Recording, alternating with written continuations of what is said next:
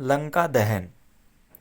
सीता माता को छुड़ाने के लिए हनुमान जी ने रावण की लंका का दहन किया था। आज हम उसकी कथा सुनेंगे।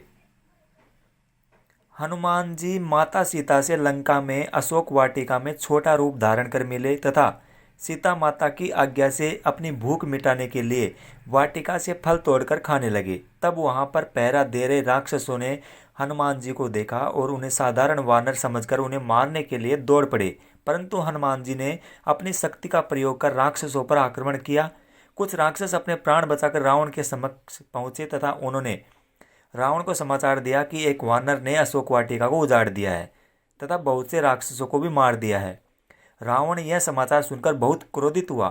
तब रावण के पुत्र इंद्रजीत ने हनुमान जी को पकड़कर लाने के लिए रावण से आज्ञा ली तथा हनुमान जी पर ब्रह्मास्त्र से वार कर उन्हें बंदी बना लिया तथा सभा में ले गए। हनुमान जी रावण के सामने खड़े विचार कर रहे थे। समस्त लोगों को डराने वाला महाबाहु रावण हनुमान जी को सामने इस प्रकार निर्भय खड़ा देख क्रोधित हो गया। वह अपने महामंत्री से बोला, अमात्य, इसे पूछो कि यह कहाँ से आया है, इसे किसने भेजा है, सीता से यह क्यों बातें कर रहा था, अशोक वाटिका को इसने क्यों नष्ट किया, इसने किस उद्देश्य से राक्षसों को मारा है, मेरी इस लंकापुरी में आने का प्रयोजन क्या है। रावण की आज्ञा पाकर मंत्री ने हनुमान जी से लंका में आने का कारण पूछा। तब हनुमान जी ने उत्तर दिया कि मैं श्री रामचंद्र जी का दूत हूँ और उनके ही कार्य से यहाँ आया हूँ। हनुमान जी ने कुछ क्षण शांत भाव से सभी की ओर देखा और आगे कहा, मैं किष्किंधा के परम पराक्रमी राजा सुग्रीव का दूत हूँ, उन्हीं की आज्ञा से तुम्हारे पास आया हूँ। हमारे महाराज ने तुम्हारा कुशल समाचार पूछा है और कहा कि तुमने नीतिवान, धर्म, चारों वेदों के ज्ञाता, महापंडित, तपस्वी और महान ऐश्वर्यान होते हुए भी एक पर स्त्री को अपने यहाँ बंदी बनाया है। यह तुम्हारे लिए उचित बात नहीं है। तुमने यह दुष्कर्म करके अपनी मृत्यु का आह्वान किया है। तुम सीता माता को प्रभु श्री रामचंद्र जी को लौटा दो, वे निश्चित ही तुम्हें क्षमा कर देंगे। यदि तुम ऐसा नहीं करोगे तो तुम्हारा अंत भी वही होगा जो खर दूषण और बलि का हुआ था। हनुमान जी की यह बात सुनकर रावण क्रोधित हो उठा। उसने अपने सेवकों को आज्ञा दी, इस वानर का वध कर डालो।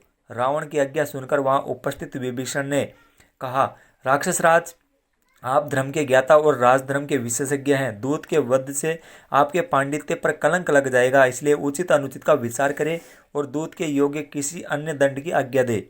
रावण ने कहा, शत्रुसूदन, पापियों का वध करने में पाप नहीं है। इस वानर ने वाटिका का विध्वंस तथा राक्षसों का वध करके पाप किया है, इसलिए मैं इसका वध करूंगा। रावण की यह बात सुनकर उसके भाई विभीषण ने नम्रता के स्वर में कहा, हे लंकापति, जब यह वानर स्वयं को दूत बताता है तो नीति तथा धर्म के अनुसार इसका वध करना अनुचित होगा, क्योंकि दूत दूसरों का दिया हुआ संदेश सुनाता है। वह जो कुछ कहता है वह उसकी अपनी बात नहीं होती, इसलिए उसका वध नहीं किया जा सकता है। विभीषण की बात पर विचार करने के बाद रावण ने कहा, तुम्हारा यह कथन सत्य है कि दूत का वध नहीं किया जा सकता, परंतु इसने अशोक वाटिका को विध्वंस किया है, इसका दंड तो इसे मिलना ही चाहिए। वानरों को अपनी पूंछ प्रिय होती है, इसलिए मैं आज्ञा देता हूँ कि इसकी पूंछ रुई और तेल लगाकर जला दी जाए, ताकि इसे बिना पूंछ का देखकर लोग इसकी हंसी उड़ाए और यह जीवन भर अपने कर्मों पर पछताए। रावण की आज्ञा से राक्षसों ने हनुमान की पूंछ को रुई और पुराने कपड़ों से लपेटकर उस पर बहुत सा तेल डालकर आग लगा दी। जैसे जैसे राक्षस हनुमान जी की पूंछ पर कपड़े लपेट रहे थे, वैसे वैसे हनुमान जी भी अपनी पूंछ बढ़ाते जा रहे थे। अंत में उनकी पूंछ को आग लगा दी गई। पूंछ के जलते ही हनुमान जी ने अपने सारे बंधन तोड़कर ऊंची छलांग लगाई और रावण की सोने की लंका जला दी। संपूर्ण लंकापुरी में केवल एक भवन ऐसा था जो अग्नि के प्रकोप से सुरक्षित था, और वह था नीतिवान विभीषण का प्रासाद। लंका को भस्म कर हनुमान जी ने लंका के समुद्र में अपनी पूंछ की आग बुझाई और पुनः अशोक वाटिका में सीता के पास पहुंचे।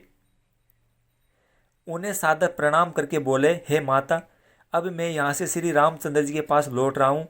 रावण को और लंका वासियों को मैंने प्रभु राघव शक्ति का थोड़ा सा आभास करा दिया। अब आप निर्भय होकर रहे। अब शीघ्र ही प्रभु श्री रामचंद्र जी वानर सेना के साथ लंका पर आक्रमण करेंगे और रावण को मारकर आपको अपने साथ ले जाएंगे। विशाल सागर को पार करते हुए हनुमान जी वापस सागर के उस तट पर पहुंचे जहां प्रभु श्री राम जी थे। हनुमान जी ने वहां पहुंचकर सबका अभिवादन किया और लंका का समाचार सुनाया।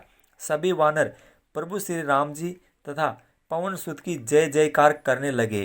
तो साथियों, अगर कहानी अच्छी लगी है तो लाइक शेयर और चैनल को सब्सक्राइब जरूर कर दीजिएगा। जय श्री राम।